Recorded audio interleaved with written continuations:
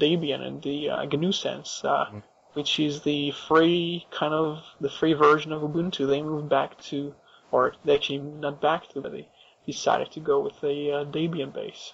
I mean, one that always springs to mind with me is Peppermint, and I wrote I was very much impressed with that particular distro, and I interviewed the devs behind it as well. And it's certainly going to be interesting. But like I said to you earlier on in the show, I think I'm still of the opinion that I have faith in the decisions that Canonical are making are going to ultimately benefit their distribution. There's some personal attacks against Mark today. I'm not sure we should give this attention, but I see all kinds of people trying to turn it into a personal thing, as Mark knows better and he wants to kind of take control and be your leader, and they do this incitement against him, which I never did. I quite like Mark.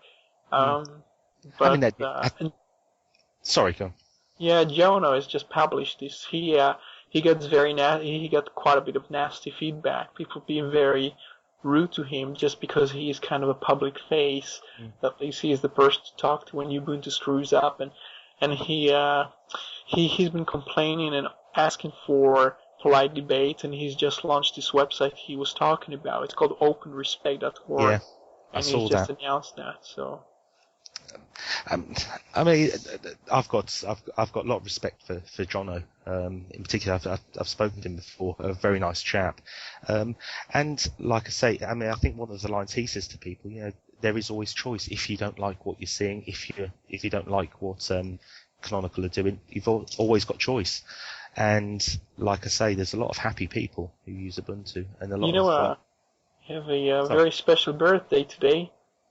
To Firefox. It's just turned to 6. So they say on the 9th of November 2004, Firefox 1.0. Oh, okay. So it's not exactly the 6th birthday. It's kind of like 6 1.0. I used Firefox even before 1.0, well before 1.0. So I probably used it in early 2004 after I'd used Mozilla for. I was extremely happy. I really. This is one of the reasons I could stick with Linux 100% of the times, because things just worked quite perfectly with all kinds of sites.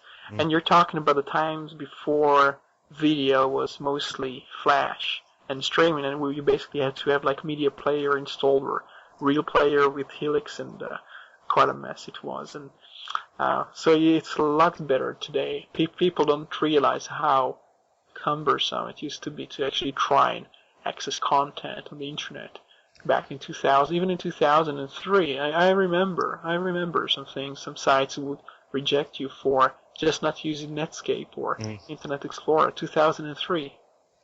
But, I mean, I personally now I moved away from Firefox mainly because the main selling point I see of Firefox was the amount of plugins, which really held no selling point to me at all. I'm a Chromium user now and been very happy for the amount of time I've been using it.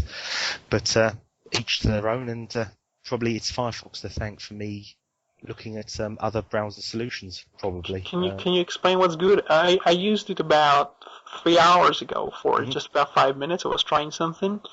I have Chromium installed, and it looks really kind of naked, and even the bookmark. I opened the bookmark thing. It's kind of crap compared to Fire. I'm trying to see what people see in it, except for speed or consumption of RAM, or it's. I mean, it's for me. It's a combination of speed, performance. It's simple. It's to the point. I mean, on my particular setup now, I've got my regular links just in a little bar across the top, which use up very little room, and then my tabs across the top with everything that we're talking about at the moment. I just find it absolutely fantastic. Quick to load, quick to load up web pages, rendering's very good, etc., etc. I was converted to Chromium. I believe it was late, or it might have been August last year. I could be wrong with my date there, but I've certainly been using Chromium for a long time, and apart from a couple of teething issues when I got the nightly builds and something would break, it's been rock solid. Now that's not an issue. Over the last 5 months, it's been very, very good. Do you not worry about Google? to some extent. I think there is an exaggeration of the threat, but there is a legitimate part. Well, it's just like some companies try to take advantage of a real perceived threat and try to exaggerate it to benefit themselves, but at the same time, I know that we have to try and support a very independent browser. I'm kind of worried that you could end up with just Apple, Google, and Microsoft being the players in the browser market, and that'll be quite atrocious, I think. I mean, the privacy, my views on the privacy issue, we don't know exactly how much data is being kept about us, what's being done, and this is for everything that we do on the net. And what I would say is, for me personally, I don't have an issue with my data being used. I don't overly think about it. My lifestyle doesn't give me enough time to worry too much about how my data is being used. And my view is very much of the fact that, well, if I get provided with a service, the downside of that is they may be using my data for their own purposes. Not just privacy. It's not just a privacy thing, though. You have to. I spend lots of time trying to defend them and to try and say that people try to demonize them a bit, but there are other issues to do with even people getting stuck with services that Google is providing. Google talks about trying to reduce barriers for people to leave, but at the same time, even by giving a very compelling offer, they can get people very much stuck with it by the fact. Well, they basically, what you have to see Google actually drive lots of companies around them out of business. And they might not talk about Google as the cause, but I know quite a few companies who were providing a service. But once they saw Google entering the same arena, they knew this was it, this was over, because they don't have the resources and the uptime to compete with Google, and they went out of business. And one of the threats then that you have is that even if people want to leave Google now, what do they have? In the States, all they have is Microsoft not to run to. And I think that it's not really an issue of being a monopolist or trying to force people to use your products, but I think you have to ensure people can have a choice to keep companies kind of honest in some sense.